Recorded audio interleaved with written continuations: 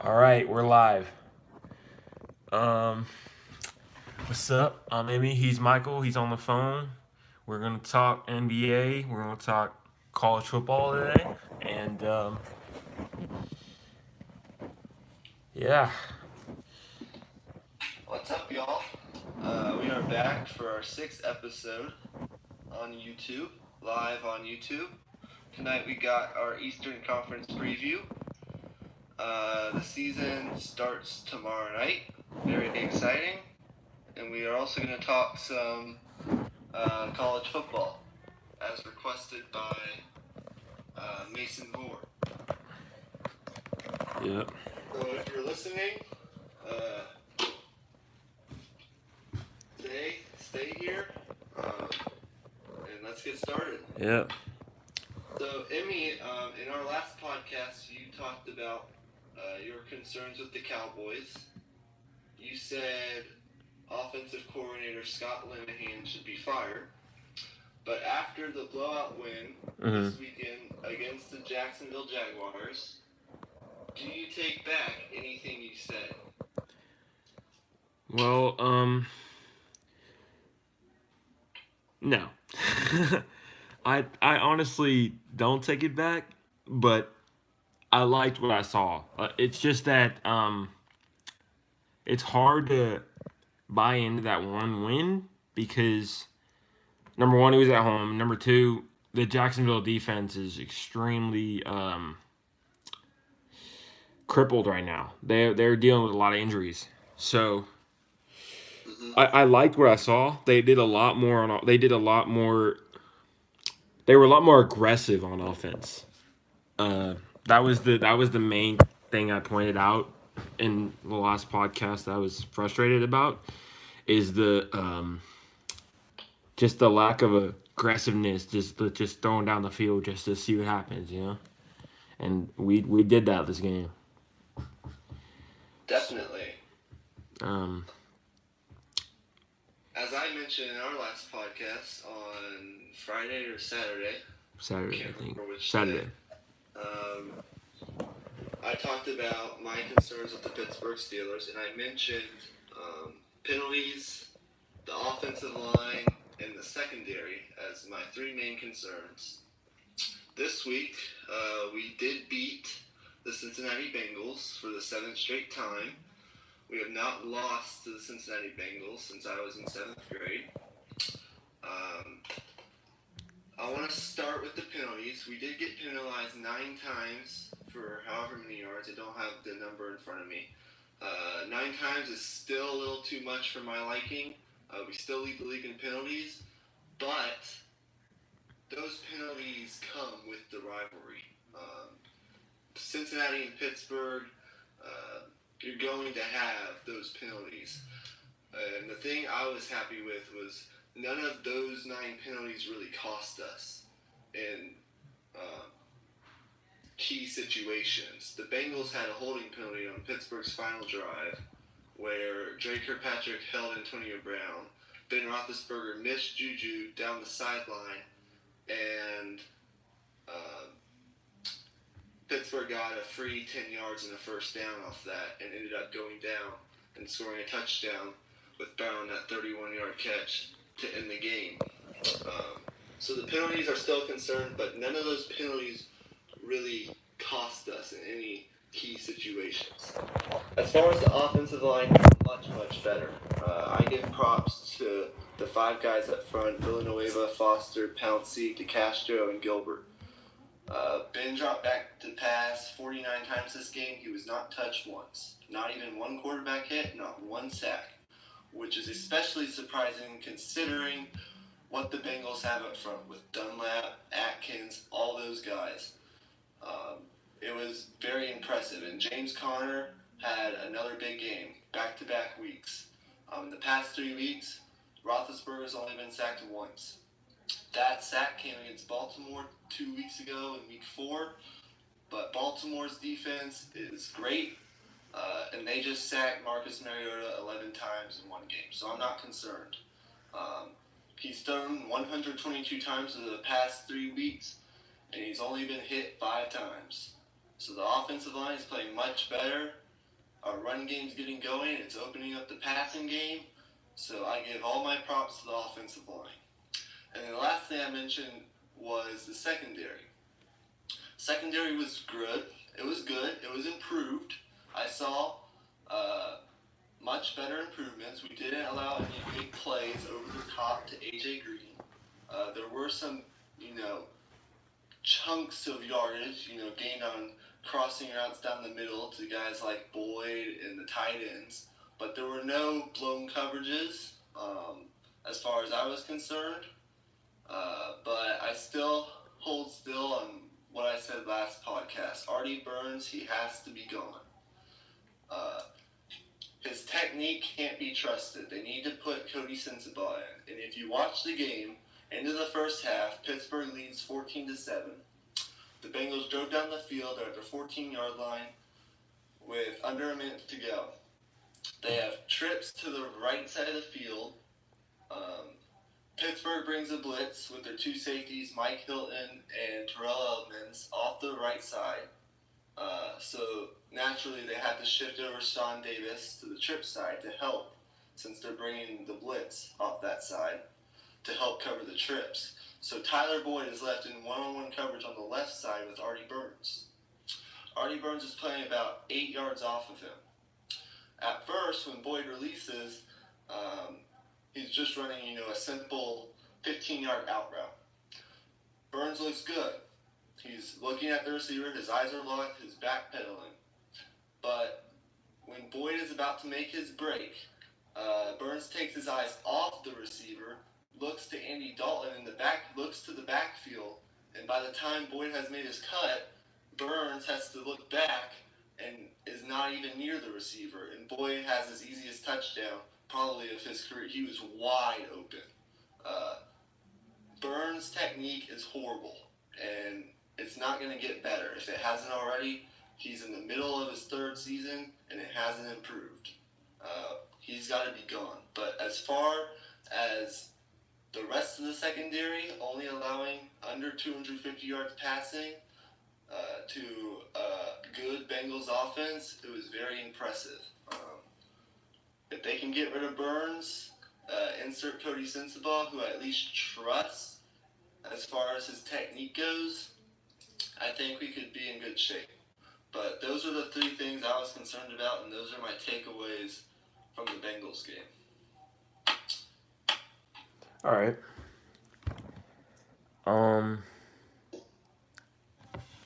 Well, other than our teams, other things that happened, the Patriots ended up beating the Chiefs 43-40 on a game-winning field goal at the end of the game. It looked like it was about to get.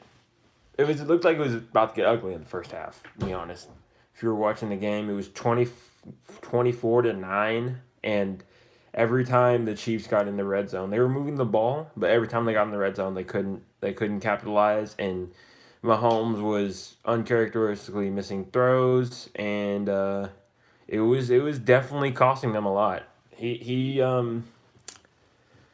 It's scary the fact that he's still like last night reminded us that he's still developing. He's once he fixes those little things, he's gonna be a lot. I don't know. What's the word? Polished. A lot more polished in this game. Mm-hmm.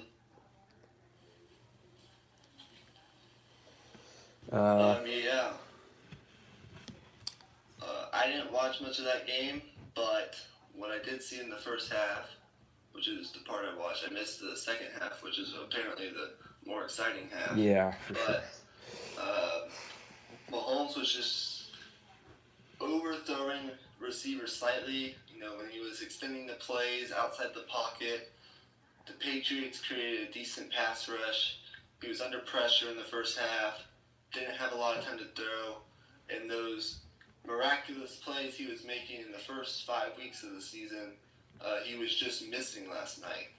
And we were waiting for a game where, he wouldn't make necessarily all those plays, because no one can make all those plays all the time. Yeah. I don't know how good you are. Mm-hmm.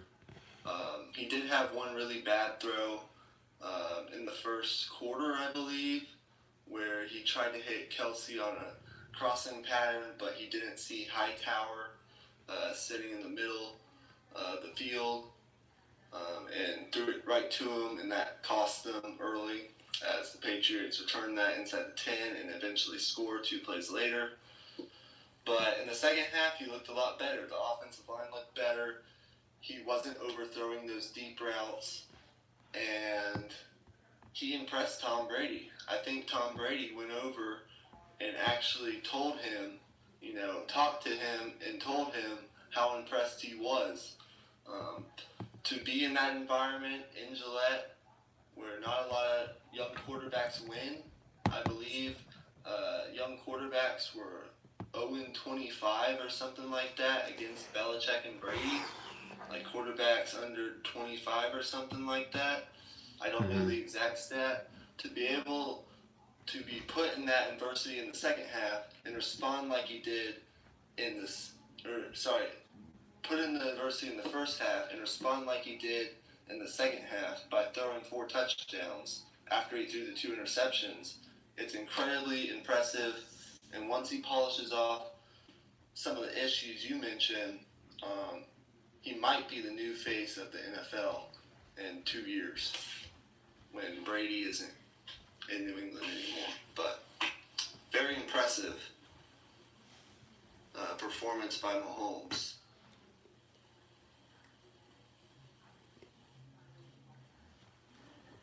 Hello?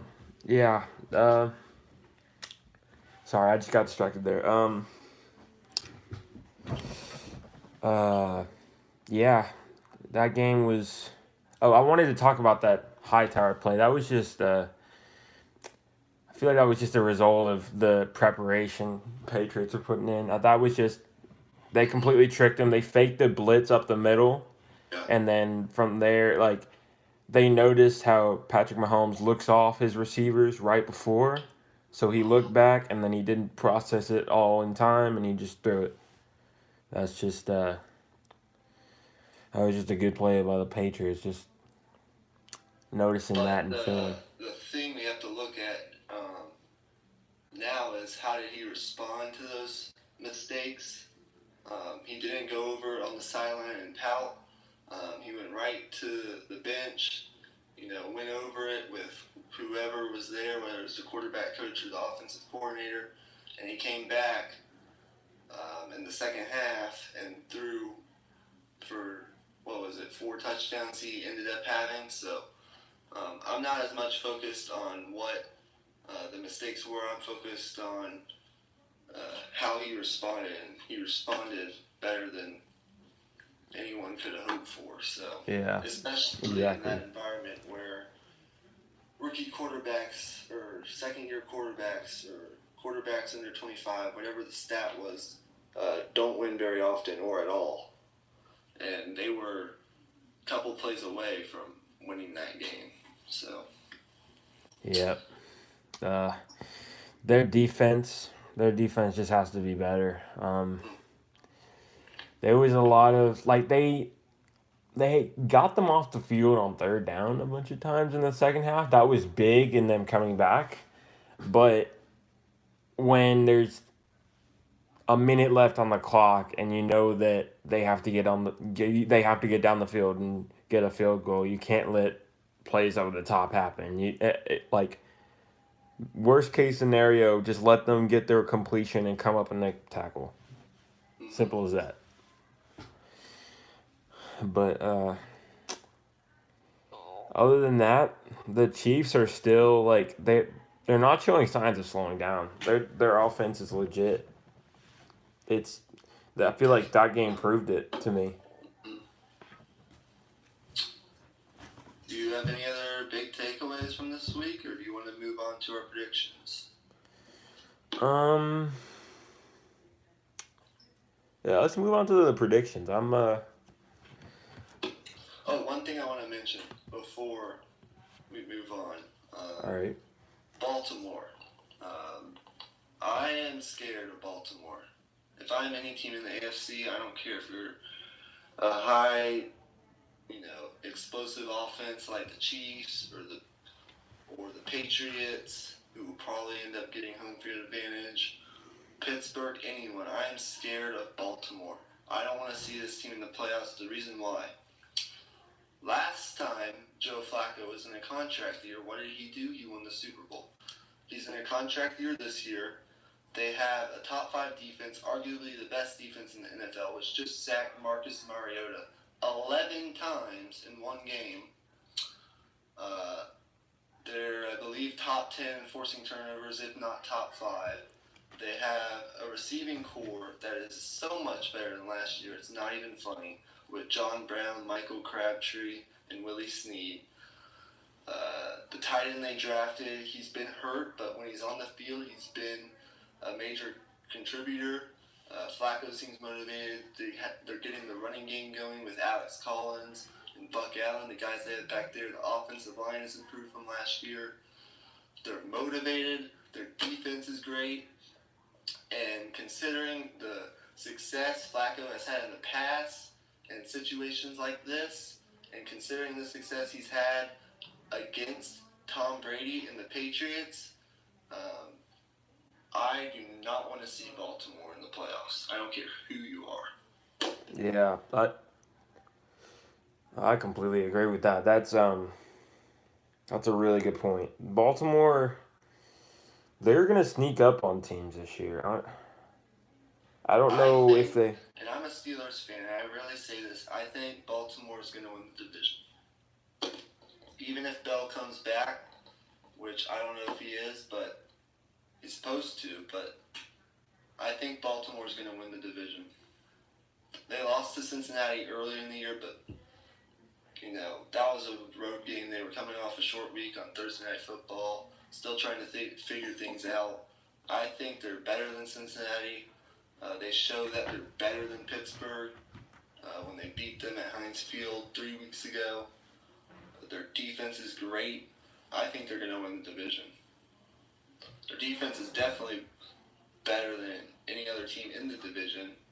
Maybe only Cleveland could, compete, but Cleveland's defense looked horrible yesterday against San Diego, so... Yeah. I'm going to say, as a Steelers fan, you heard it here, Raw Prospect Podcast, Baltimore Ravens win the AFC North. All right. Yeah, I can definitely see that. Yeah. But is that all you got to say about that? That's all I have to say about that. Let's move on to our predictions. All right. Cool. We've got all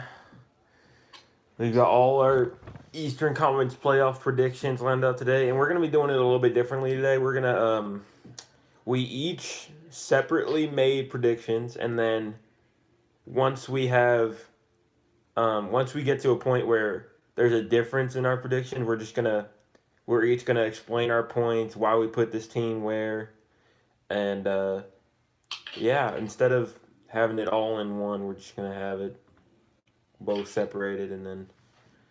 Exactly. So we can get started. Start at 8? I was thinking we start at 1 again. That worked out pretty well last time. Okay. We'll start at 1 then. You want to start us off?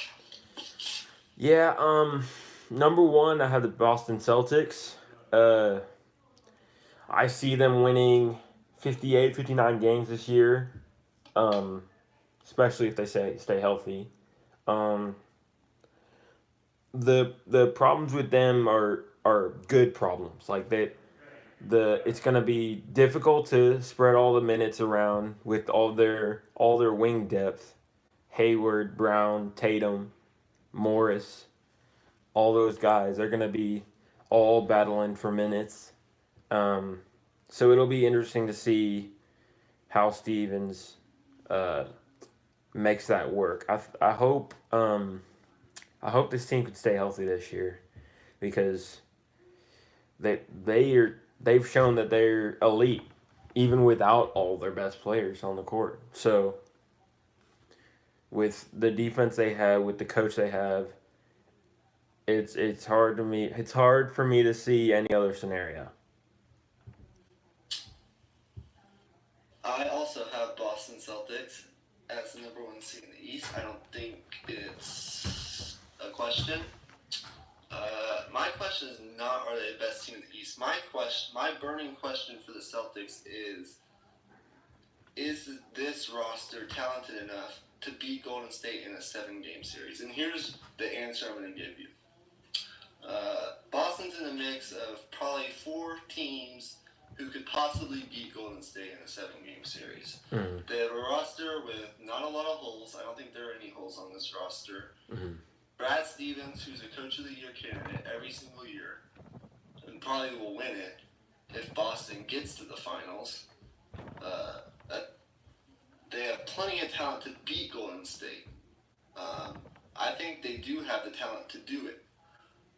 But there's a difference between having the talent to do it and then actually doing it. I think they're still a year away. I think they still need another year to establish their championship identity.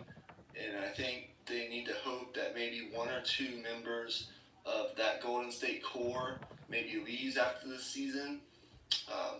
I think they still need time to, get to the finals, establish their championship identity. Maybe their young players can mature, another year or 2. But I definitely think the roster is talented enough to beat Golden State. I don't think they actually will. Now let me get to my points.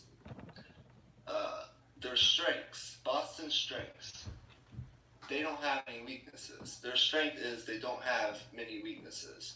They're great defensively. They finished last season first in defensive rating, third in opponents' points per game. They're elite on the outside, shooting the three-pointer. They finished last year second behind Golden State at 37%. They have a young core who's only getting better. Jason Tatum, who developed rapidly last season, was their leading scorer in the playoffs, 18.5 points per game in 19 playoff games. Jaylen Brown, who's a great defender, improving his shot, averaged 18 points in the playoffs. They have Gordon Hayward coming back. They have Kyrie Irving coming back, who's lethal driving to the basket. Gordon Hayward's great spacing the floor, 37% career three-point shooter. They have depth behind them. Terry Rozier proved what he is last year in the playoffs, averaging 16.5 points and 5 assists, keeping them in those series. They re-signed Marcus Smart, which is huge. He sets the tone defensively.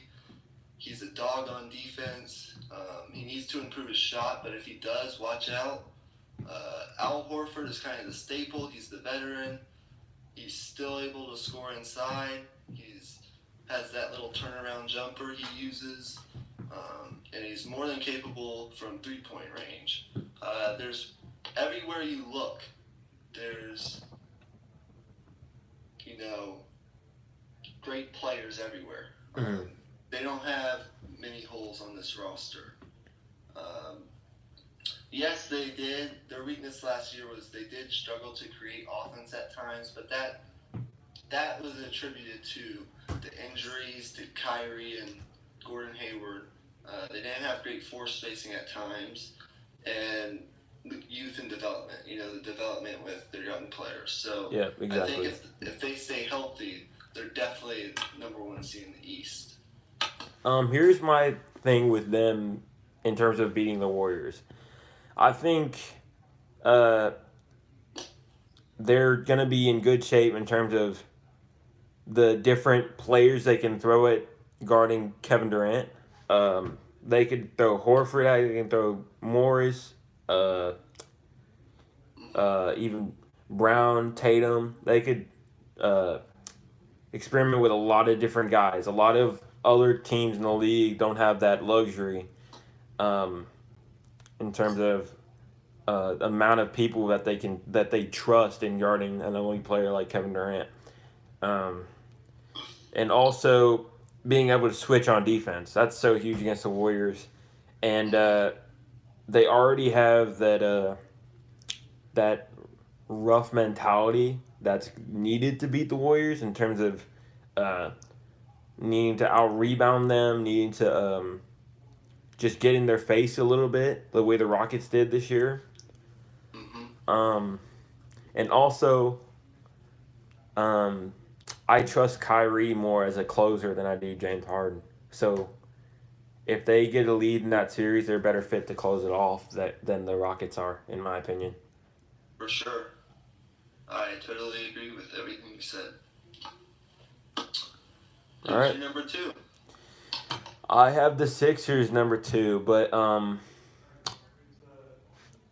I could flip flop Sixers and Raptors, honestly.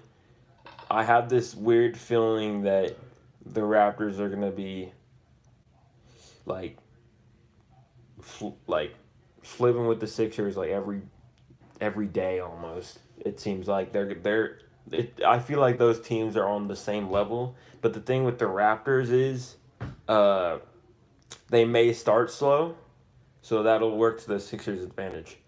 In terms of just the Sixers, Markel Fultz jump shot looks better. Um, they didn't get the All Star they wanted in the off season, but I think they're still in really good shape. Uh, for me, I think they already have a big three. They have Simmons, Embiid, and Sarge. I feel like he's the third leg to that big three. Um, Other people would say maybe Fultz, but to me, Fultz has got to prove himself a little bit more before I put him in that category in terms of a third option for this team. Um, I like their offense, but I think they rely on the 3-point shot too often at times.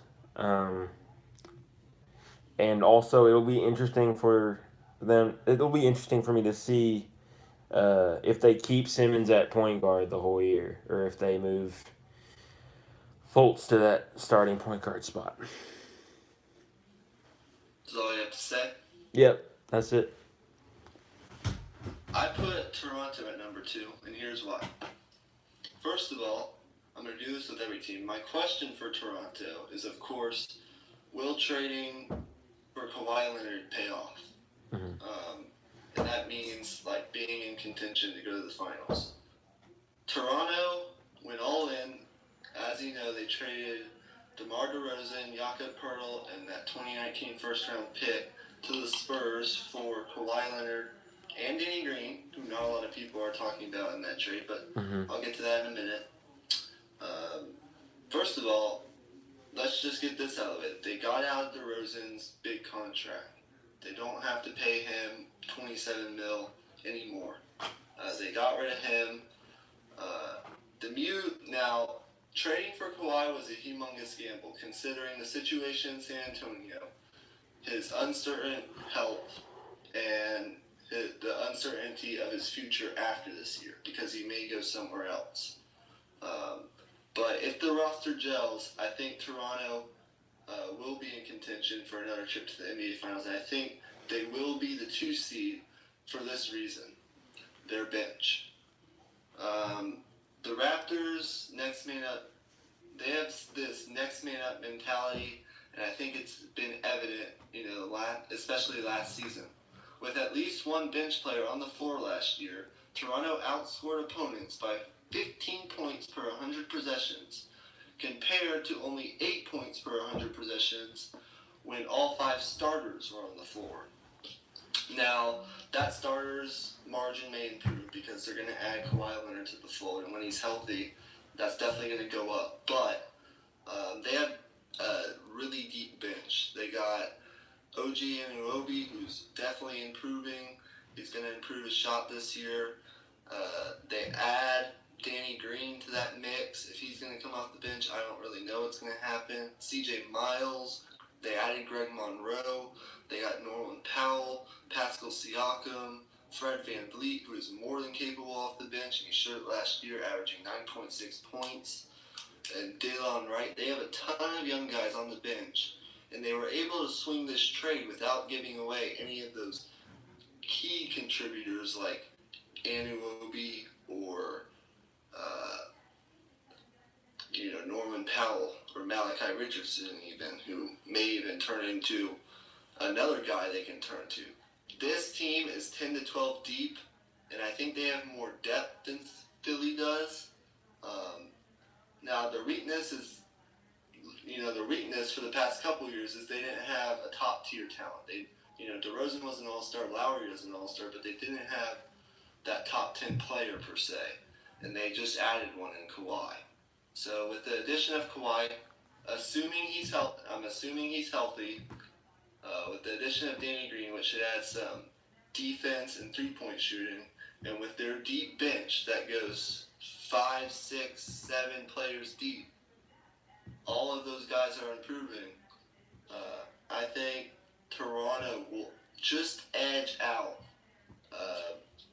Philadelphia for the 2 spot in the East. Maybe by just a couple games. I don't think it's going to be by much at all.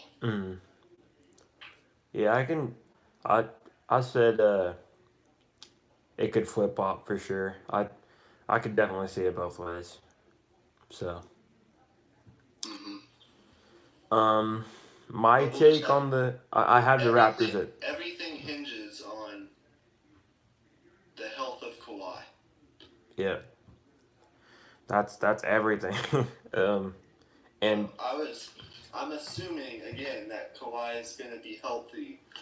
And also whether he buys in or not, he could just half it all year. Looking into his contract year and just being like, I don't want to get injured again or whatever. I don't think that will happen, but because I think he said he's fully bought into this situation. He's fully bought into this year. He's not thinking about what's going to happen after this year. Mm-hmm. I think he's focused on showing that he's healthy, showing that he's still a top 5 player, and getting this Toronto team over the hump. I think that's what Kawhi's focused on. I don't think he will do that, but if he does, I don't know what will happen. But and above everything else for Kawhi, this is a legacy year. He's won a Finals MVP. He's been an MVP contender. He's done all these things, but leaving the Spurs the way he did, he's lost his reputation. And people definitely look at him differently now. For sure, and I think he's going to come back trying to prove he's the same player as he was when he got hurt and was dominating the Warriors in that game 1 of that Western Conference Finals. So exactly. We'll see. Yeah.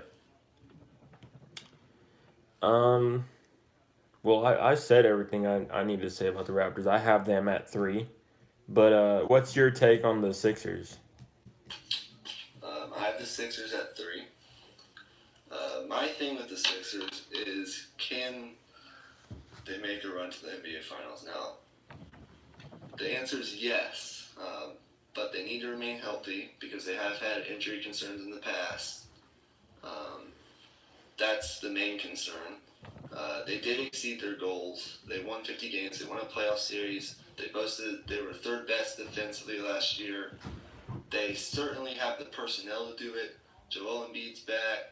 Ben Simmons is back. Dario Saric is very overlooked in my opinion. Mm-hmm. All those guys will be a year older, a year wiser, more mature. Everything, they're coming into the season healthy, which Philly hasn't had a lot in the past. They still got J.J. Redick. They added Wilson Chandler, a move a lot of people are overlooking. He's going to be an upgrade over Bellinelli on both ends of the floor. Yep. Those 2 guys can provide a veteran scoring punch. As you mentioned, Markelle Fultz has improved his shot. We saw it in the preseason. He has an improved jump shot. He has the potential to be better defensively also, which is scary because this Philly team already ranked in the top 5 defensively. They have Robert Covington, who's, a great defender. He was first team all defense last year. They added Wilson Chandler and Mike Muscala, who are both good defensively. Markel Fultz has the potential to be great defensively. Embiid's in the Defensive Player of the Year, conversation. Ben Simmons will also be too. Defense is their strength. I think if they stay healthy, offense shouldn't be a problem. I just have two concerns for Philly. My two concerns for Philly are free throw shooting and turnovers. Last year, they shot 75% from the free throw line, which was 7th worst in the NBA and 2nd worst among last year's playoff teams. Last was Oklahoma City. And they led the NBA in turnovers with 16.5. They were great in every other category. They were first in rebounds, 6th in transition, 7th in steals, 9th in blocks, 10th in three-point percentage, 10th in offensive rating. Everything else is great. My only two concerns are free throw shooting has to improve, and they need to limit some of the turnovers, I guess you could say. But other than that, Philly is definitely could flip-flop with Toronto and be top 3 in the East and make a run to the finals for sure. Yep. All right. Number 4, I have Indiana. They added Tyreek Evans in the offseason. I really like that move. That replaces Lance Stevenson, and to me, that's an upgrade to Lance Stevenson because you won't get the mental breakdowns, so to say, that you would get from Lance Stevenson. He averaged 19 points per game with the Grizzlies last year, kind of under the radar. He can play make for this team. He's another ball handler they can use. They desperately needed it, and the key with the Pacers is 3-point shooting to me, and also reliance on Oladipo. That's something I was saying with the Rockets yesterday, but for the Pacers, it's even more so. They were basically a lottery team when Oladipo wasn't on the floor, so that's definitely a place of concern. I also have Indiana at 4. My thing with the Pacers is how will this team respond to the now high expectations the fans have for them after winning 50 games last season and taking the Cavs to the brink in that first-round series in 7 games that they eventually lost. But I think the fans are going to pay much closer attention to this team last year to make sure last year wasn't just a fluke. Exactly. I don't think it was. Their strengths, this team has confidence. They have an attitude about them. They have a hunger. Their coach is good, Nate McMillan. I think they have all the talent necessary to compete and beat pretty much any team in the conference on any given night. Indiana was elite in forcing turnovers last year. I believe they ranked in the top 5, and they shot extremely well from three-point range, 37.6%. Sure, they could improve that in some ways, as you mentioned, but my main concern with Indiana was rebounding.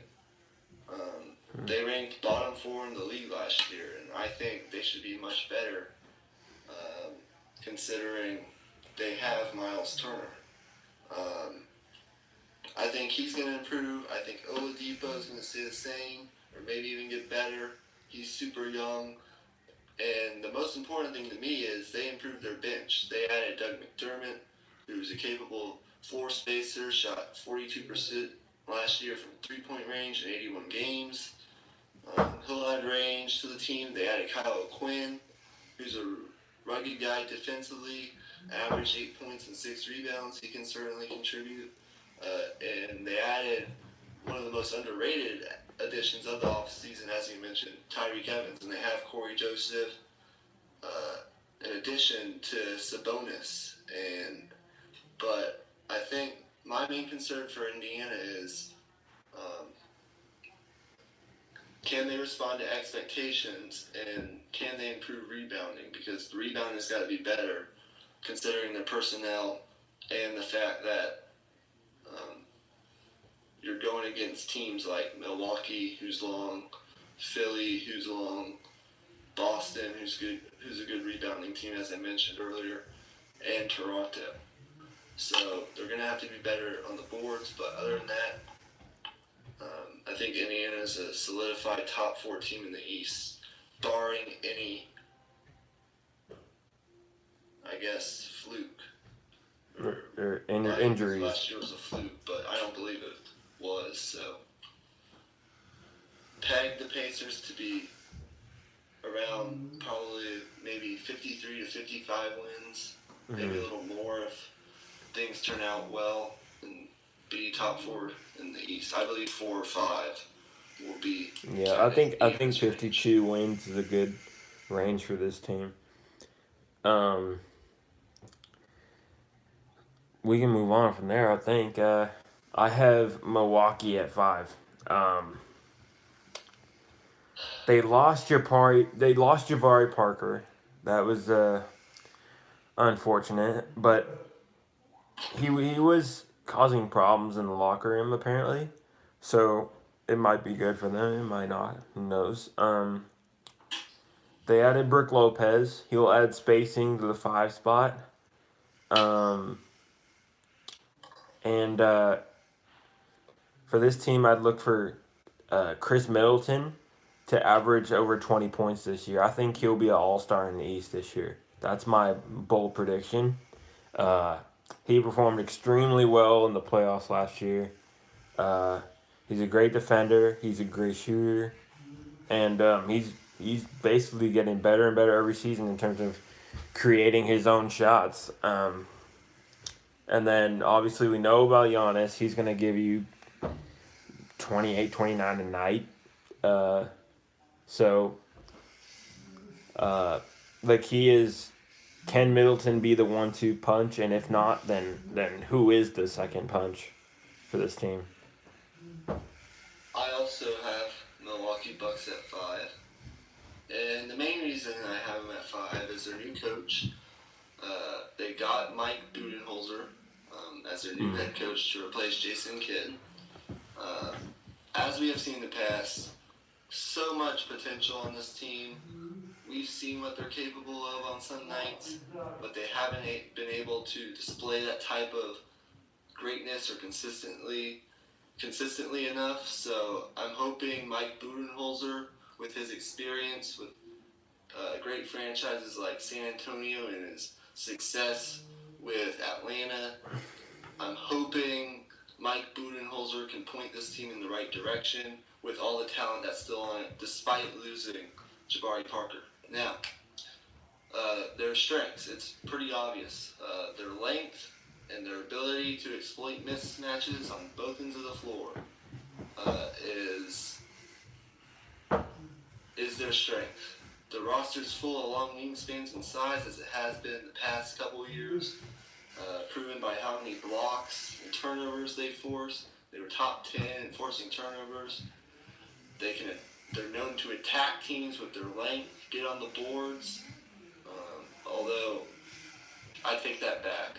We'll get to the rebounding in a minute, but they can attack. They get to the free throw line. They ranked top 8 in all free throw categories last year.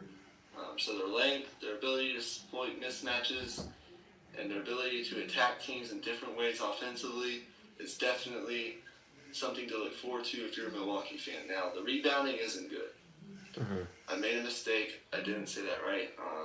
They averaged less than 40 rebounds per game last year, which is actually worse than Indiana. So they need to improve rebounding, and they also need to improve three-point shooting. Yeah. They took less than 25 three-point shots per game last year, and they only converted 35%. So when you're taking, a lesser amount of threes in today's NBA, and you're not converting those attempts, it's going to be tough. So they need to improve. They need to shoot more threes, and they need to convert more. Who's that going to come from will be a big question. Hopefully Giannis has improved on his jump shot. Hopefully some of these other guys like Malcolm Brogdon and Eric Bledsoe, Tony Pat Snell. Connaughton will continue to contribute from the outside. And hopefully Thon Maker can help on the boards as he comes into his own. He needs to... Rebounding and three-point shooting will be two things I'm looking for as far as improvement goes for Milwaukee. But I think Mike Budenholzer and all the talent they have will get them going in the right direction. And I think they'll be hanging around the 4 to 5 range. Yep. So that's my take on Milwaukee. Yeah, people forget that they took Boston to 7 games last year. Even after being down 2-0, I think, right? They were down. Yeah, that was impressive. Yeah, for sure. Now they have a much better coach, so. Yeah. And everyone sees the potential in this team. It's just whether they can build on it and actually capitalize on it, which they haven't been able to do the last couple of years. But in terms of the rebounding, they haven't been able to find that piece, that rebounder to lock up in the paint yet. I'd look for them to look for somebody like Dwayne Dedman or just anyone like that can just. They need someone like that for sure, but I'm hoping that Thon Maker has gotten stronger and he can be that guy. Oh yeah, for sure. I've been waiting for Thon Maker to come into his own for a couple of years now. Yeah, he needs to. If he does, he could be one of the best centers in the league. For sure. Yeah, but he still gets pushed around though. But if he doesn't, certainly they could go out and look for somebody, maybe at the trade deadline, or if there's anyone out there on the free agent market. So we'll have to see what happens. What'd you think about me saying that Middleton will be All-Star? Do you agree with that or not really? I think so. Why is there reason to doubt? Unless he goes into some significant slump or something, I think he'll definitely be there in the conversation. He averaged almost 25 points last year in the playoff series to Boston. And that's on a big stage. And he's a good three-point shooter, 39% for his career. So I think unless he goes into some unforeseen slump, I for sure think Middleton will be All-Star. All right. And hopefully he will, because if he is, then that will help this team a lot. Yes, for sure. Yeah, that's it on the Bucks. We can move on, I guess. 6, I have the Washington Wizards. Last year, John Wall missed a ton of games. They seemed to hit a wall a little bit, and they went on a good stretch mid-season where John Wall was out, and people were questioning whether maybe this team is better without John Wall, and whether maybe John Wall was causing bad chemistry in the locker room or something like that. But to me, that's ridiculous. I think they definitely need John Wall, and I like the moves they made this offseason. They added Austin Rivers in a trade with the Clippers for Marcin Gortat, and they got Dwight Howard. So they upgraded at center, and Austin Rivers will be a really good piece off the bench. Hopefully he will be able to score efficiently off the bench to help this team. Because the bench was a big struggle last year. I actually have the Miami Heat at 6. Now let me explain. The Heat My question for the Heat is, how high can they climb in the East?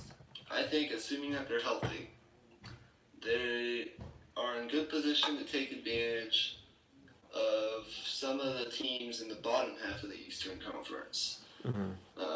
They finished last year as a 6th seed, and they returned much of the same roster. And their main strength is they can play positionless basketball, which you need to be able to do in the modern NBA. I think they have a number of players who can play multiple spots of the floor, which gives Spoelstra options, both ends, and opens up their depth at all positions. Guys like Bam Adebayo, I'm hoping he'll take another step. I really like Josh Richardson. I really like Kelly Olynyk. Cool. I like Kelly Olynyk. He was a good addition. Positional versatility is a key in the modern NBA, and I think the Heat have that, and they can use certain matchups to their advantage. Now, their weakness is they don't have that elite guy. Goran Dragic is their best player, and he's nowhere close to the best player on a championship caliber team. Hassan Whiteside, who can be dominant at times, doesn't play with enough consistency to be a major factor, and we saw that in the playoffs last year. He was a non-factor in the series loss to Philadelphia. He only averaged 5.2 points and 6 boards in 15 minutes. Yeah. So I think Whiteside, this is a year where he's got to be better. And I think certainly if they did trade for Jimmy Butler, because they have been in talks, I don't know if the talks are still going on, but they could solve that issue. But I still think this team has enough young talent to exploit some mismatches in those areas. And I think with the roster they had last year, I think they're good enough to get back to around this spot, the 6th seed.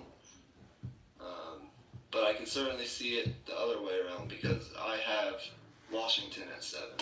So Yeah, I have the Heat at 7, but yeah, I could definitely see them flip top. But for me, I just think John Wall, Bradley Beal, and company. I just think that's enough talent on his own to be a top 5 seed in the East, and they've just been underperforming the last couple of years. That's the bottom line, and I think that's what's causing people to overlook them. But it's justified. It clearly is. They just need to perform better. Yep, for sure. I'll start this one. I'll just go ahead and talk about my number 7 seed, Washington, since you were just talking about them. My question is, can they get back to being a member of the Eastern Conference elite or top 4, however you want to categorize that group of, Toronto, Boston, Philly, and maybe even you could include Indiana. But I think an argument exists for Washington to get back to that level. But there are some caveats or things we need to look out for. First of all, they got to stay healthy. Second of all, they need to improve their 3-point shooting. They only made 9 threes per game last year, which is 10th worst in the NBA. Something's got to change there. And if you look at the strongest competition in the East, the Raptors were 4th in 3-point shooting, the Celtics were 7th in 3-point shooting, the 76ers were 12th in 3-point shooting. Washington's got to be better at spacing the floor and making those outside shots. They added Austin Rivers. I think he can help pull that depth off the bench. He's a good 3-point shooter. He made 2.5 threes per game last year. That will certainly help. But major improvements are going to be needed in that category if Washington wants to get back to the elite level. Now, they're coming in healthy, I assume. They have John Wall, Otto Porter in the crew. Bradley Beal certainly. They rank top 10 in transition. They're dangerous in transition. They've ranked top 10 in transition points each of the past 3 years. Mm-hmm. Now they have more athleticism. They added Troy Brown Jr. and Austin Rivers. Otto Porter and Kelly Oubre are only going to get better. So I think if they can be better at spacing the floor and making those shots and get on the boards and get out in transition and do what they do best, certainly they could. Certainly they'll be in the playoffs.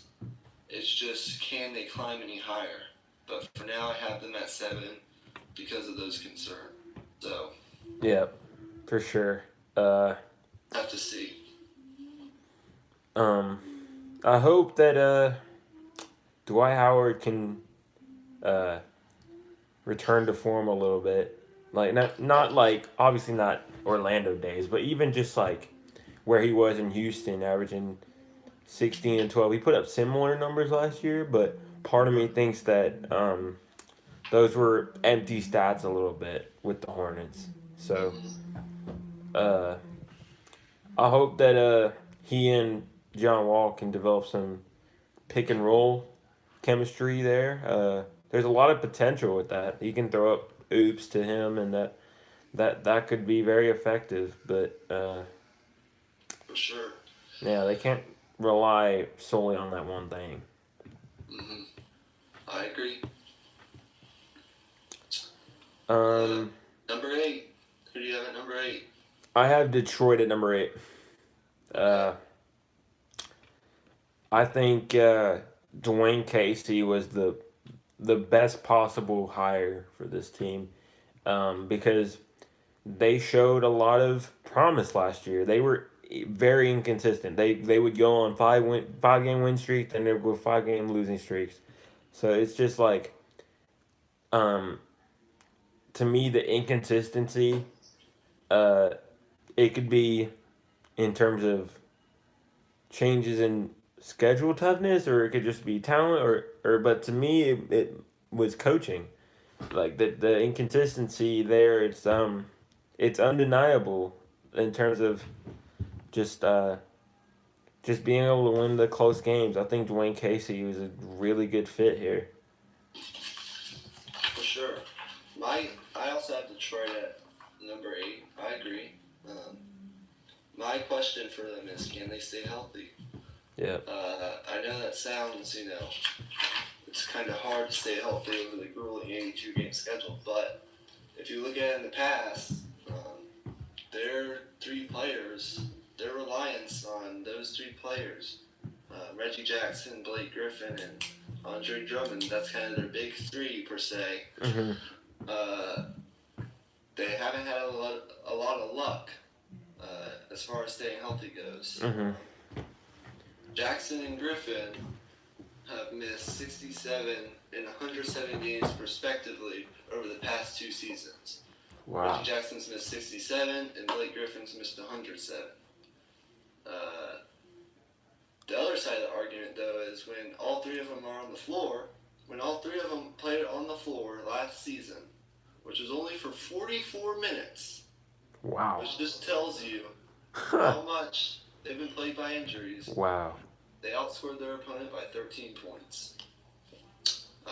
But they have to stay healthy if they want to compete. Because if they don't, they have some good players that come off that bench, but I don't think they have a ton of depth. And I think a team like Charlotte maybe could sneak up on them. But as far as their strengths go, they have 2 of the better big men in the league when they're healthy, and Andre Drummond and Blake Griffin. They can get on the boards. They can dominate inside when they want to, although that's not really a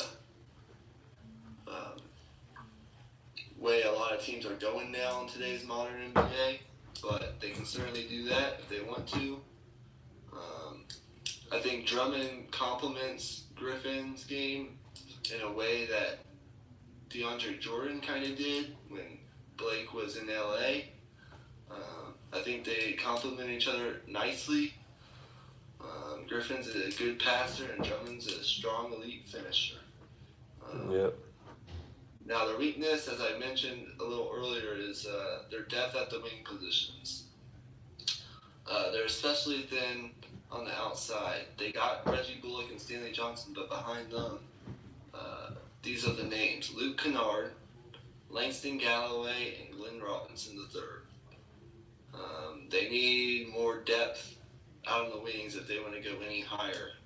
But I certainly think with their new coach, assuming they stay healthy, and their two dominant bigs, I think they will make the playoffs and be the number 8 seed. Yep. And unlike the West, I think in the East, I think the 8th seed may be under 500 in the East. I think that too. I think it's going to be like 38, 39 wins, maybe 40 wins. ESPN's projection for Detroit was, I believe, 38 wins. So they did an article. They put an article out today. It was best case, worst case scenarios for all 30 teams, and it was a power ranking. And Detroit's best case scenario was, I believe, 45 wins, and their over/under was, their projection was 38 wins. So we'll just have to see which way it goes. Yeah. I think the 45 wins is probably assuming they stay healthy and everything with chemistry works out well. Yeah. But certainly I could see a team hovering around 500, or if not below 500, as that 8 seed. But I think a couple other teams may be able to sneak up on them, like the Hornets, or who else maybe could be a sleeper, like a number 9 or number 10 that could. This might sound really stupid, but I actually like what the Magic have done the last couple of years. Like, I don't think they'll make the playoffs, but they might be on the rise a little bit too. If because Gordon averaged over 20 points last year, let's not forget that. And so if he takes the next step, averages maybe 24, then you have your elite scorer, and then from there, I got a lot of young players, a lot of young talent on the team. So yeah, we'll see what happens. But that's gonna wrap it up for our 2018 NBA preview and our predictions for the Eastern Conference. If you did not catch our last podcast, we did do the Western Conference. You can go check that out. But that's gonna do it as the season starts tomorrow. So. Yep. We're going to end by talking some college football. Yep. I'm excited for this. The college football is it's really rounding out. It's like mid-season now. It's in the swing of things. The elite teams are separating themselves. That's definitely for sure what I'm seeing. Alabama, number 1 in the country by far. They've completely their offense is so much better than it has been in years past, and their defense is back in how it's always been. So it's just hard for me to see someone beating them. But in terms of other teams, Ohio State, they're built to beat Alabama in terms of talent on paper. They can, like, they match up well, but they've been inconsistent. And then 3 in the country, who's that? Clemson. They've been inconsistent as well, I think. Like they have the same record. Those 2 teams have the same record as Alabama, but it's I feel like it's a much different undefeated record. Like it's not nearly as dominant type of wins. Strength of schedule for sure. Yeah. team that's really impressed me so far is LSU. Now, they did lose to Florida. Mm-hmm. But Florida's certainly a formidable opponent. Yeah. In the swamp, that's a tough place to play. That's a tough place to play, and Florida's 6-1. Their only loss came to Kentucky, who's also in the top 25 and having their best season in years. But I really like LSU. Their new quarterback, Joe Burrow's working out. And they have a defense that put it to Jake Fromm in Georgia this past weekend. You saw that game. They were getting pressure. Fromm didn't have a lot of time to throw the ball. They were stopping the run game. They were stuffing Nick Swift, which is hard to do. And when you stop the run game and get pressure on Jake Fromm, that's basically how you beat Georgia, and they did exactly that. They're going to be a team to be reckoned with. Michigan's really interesting to me. Shea Patterson's looked really good in the past 4 or 5 weeks. And they got a big win against Wisconsin, who didn't pan out as we expected. But, they got some games left, I believe. Maybe one against Penn State, if I'm not mistaken, and another against Michigan State, which is always fun. And Ohio State. So they're certainly interesting. They're ranked 6. But Shea Patterson's improved play is definitely a plus for Michigan. And they got a top 10 defense, so they'll be a team hanging around. They're going to be on national TV. And if you remember, this is around the time, I believe week 8, week 9, we're in week 7 now, but week 8, week 9 is about the time where the committee starts actually watching and doing their rankings weekly. So Michigan certainly got to step it up. But Texas is ranked 7, and I believe that's what we're here to focus on. So yeah, a couple of y'all requested that we do a spotlight on Texas, and we're delivering for y'all. For me, with Texas, they're on a bye week this week, but after that, they play Oklahoma State at Oklahoma State. But it's concerning to see that Ellinger may be hurt. It's up in the air right now. It's reported that he's got a first-degree shoulder sprain in his throwing shoulder, and it's good timing for the bye week for sure, and hopefully he'll be back because they're going to need him in at Oklahoma State. That's going to be a really tough game to win with Michelle in there, because their running game is much different when he's in the game. Certainly. Last year, I just saw this. UT fell behind 14-0 in the game against Oklahoma State, but came back to lead 25-23 in the second quarter. But then they allowed 26 unanswered points and ended up losing that game. But with their improved defense and with Much improved offense as well. I think improved everything. If Buechele can make the required plays that he has to make and just not turn the ball over, not make those mistakes, I think Texas will be in good shape in that game. And maybe by the time you get to that November 3rd matchup against West Virginia, hopefully Ellinger is healthy, and maybe you get him at home against West Virginia. A West Virginia team that did not look good against Iowa State. But I'll give them this. Iowa State is a hard place to play on the road, especially at night. Yeah. You have at Texas Tech, and luckily they get Iowa State at home. So there's some tough games, but Texas has an improved defense. Hopefully Ellinger won't be out long. And, man, Colin Johnson is having quite a season.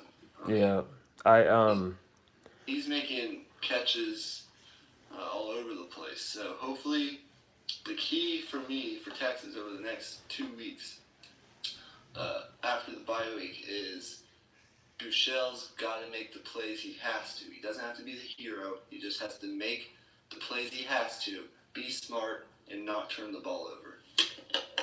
Yeah, the defense is gonna have to step up. He just has to do enough. The running game is going to be key. Keontae Ingram, Trey Watson, they're gonna have to get fed the ball a lot, and also another key is gonna be controlling possession. That's not normally a key with Texas, but you definitely don't want your defense to get tired up there in Oklahoma State Definitely because they're gonna be running and gunning. They're gonna be going quick, and they're tough to stop when you got a tired defense out there. for sure. So they need to run the football, control the clock, shorten the game, and score touchdowns in the red zone. But all of that will be easier if Ellinger is playing. It seems like a 50-50 shot right now. For sure, and hopefully, I don't think he's going to play in that Oklahoma State game, but I think he could definitely play in the West Virginia game. Mm-hmm. I think Texas is going to exercise all caution with Ellinger.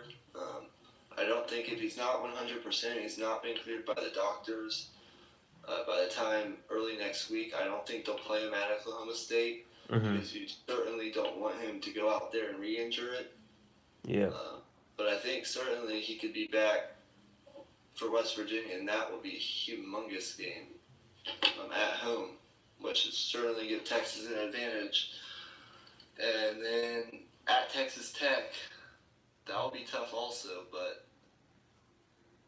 Texas's defense is good enough to go up there and stop that offense. Yeah. So. Yeah, it's interesting to see the shootouts like that in the Big 12 because it seems like all of the games between the top teams in most conferences, those are low scoring games, but in the Big 12, those seem to be the biggest shootouts. Mm-hmm. So,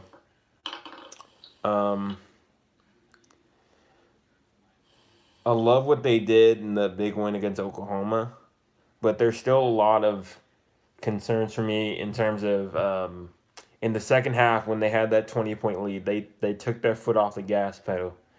And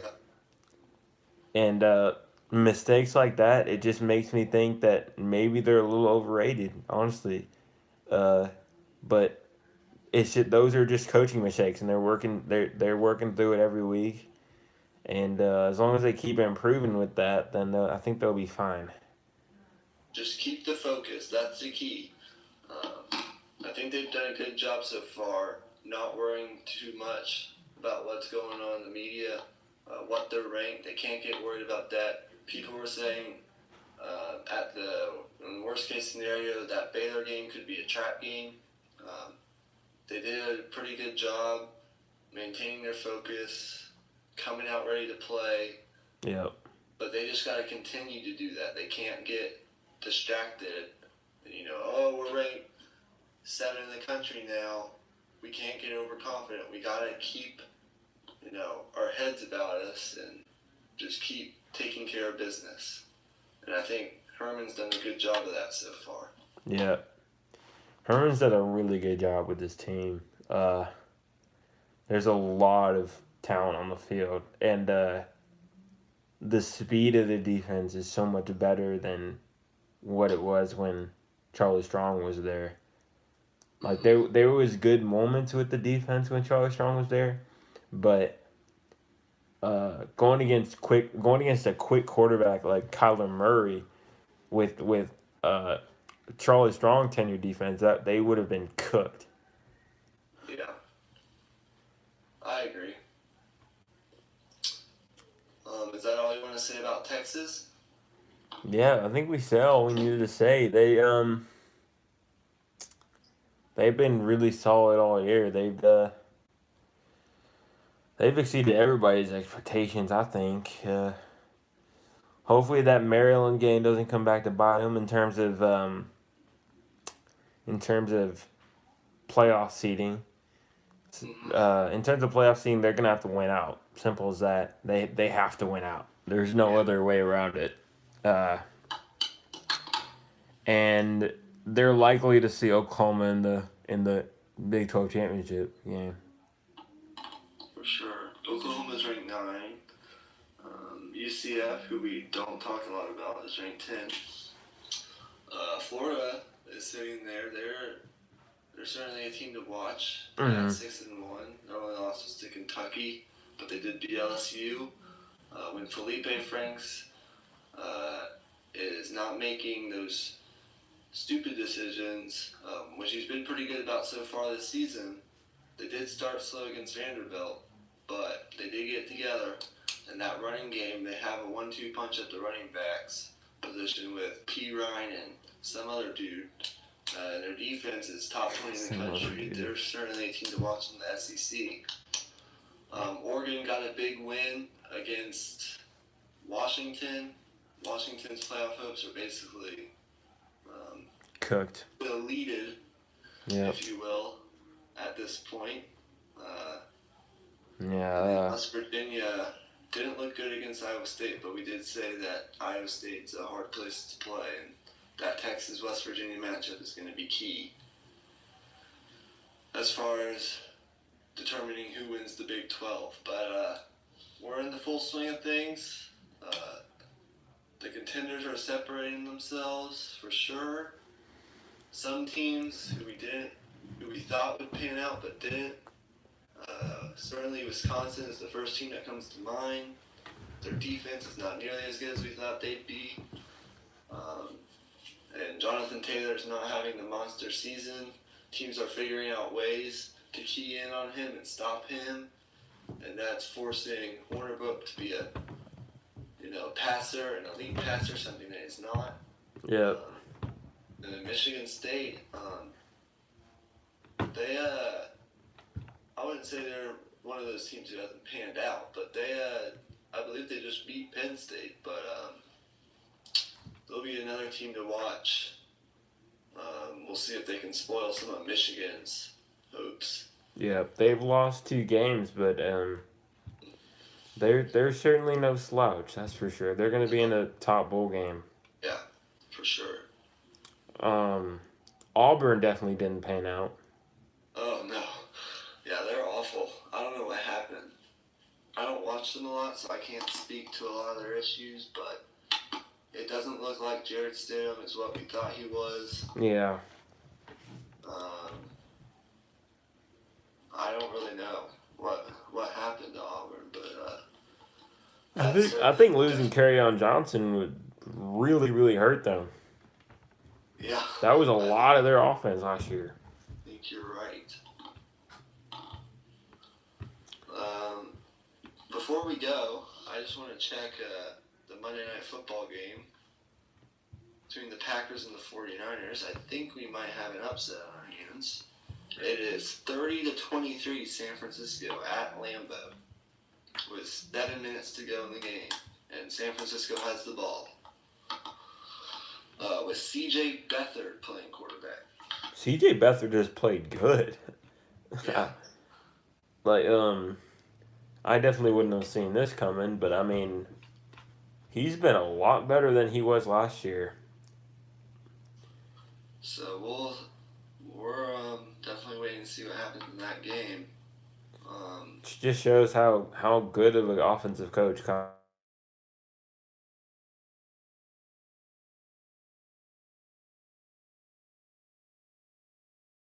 beating LA in game 3. They're beating the Dodgers in game 3, 4-0. That game is in the bottom of the 9th.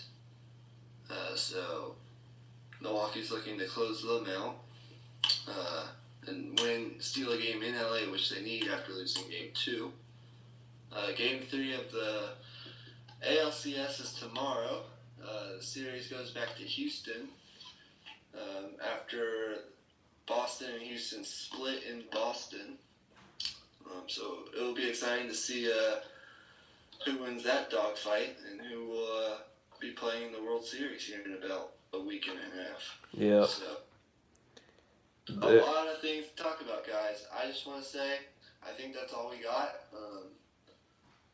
Be on the lookout for an episode coming up in the future. We haven't really discussed this between me and Emmy, but college basketball is on the horizon. Yep. We're less than a month away. I certainly get hyped for that. I'm a huge college basketball fan. My Virginia Cavaliers are coming back after that embarrassing loss to UNBC in the tournament. It's always a fun time of year. You got college football, you got the NBA, you got the NFL, you got playoff baseball. There's a ton to talk about, and we're going to continue to try and do this on a more consistent basis. So, and our high school, Vandergrift, we're still undefeated. We'll be talking about them a little bit in the future as well. So, for those fans out there, in the next couple of weeks, be on the lookout for college football or college basketball preview. We'll certainly talk more football as we get into the thick of things, and we'll certainly be talking basketball as the NBA season starts tomorrow. Tune into TNT tomorrow. Russell Westbrook is not playing for some reason against the Warriors, but that certainly will be a good game nevertheless. And I think, who else plays? Is it Philly and Boston? Mm-hmm. Philly and Boston. So that will be in Boston. As you were saying earlier, the 2 and the 3 seed, or those are 2 top 3 teams in the East, 2 top 10 teams in the league. So yeah. Hoping to see that's a rivalry. After what happened last year, that those teams legit hate each other. I'm excited to see Gordon Hayward back on the floor. Yeah. Kyrie, of course, always fun to watch. He never fails to amaze. Yeah. Ben Simmons and Joel Embiid, of course, a year older, a year wiser, as I said earlier. So, opening night's tomorrow. It's come up on us fast, and we're hoping for a good season. Embiid pointed out that he can be an MVP candidate, and I honestly, I can see it. Yeah, I could too. But yeah, we're kind of going on a tangent, but that's going to do it for today's edition of the Raw Prospect Podcast. Yep, subscribe, like the video. Our next podcast will likely be college basketball, but we'll have to see. We'll get that out to you maybe Friday, Saturday, sometime this weekend, maybe. For sure. And we'll see you guys next time. All right. Peace out.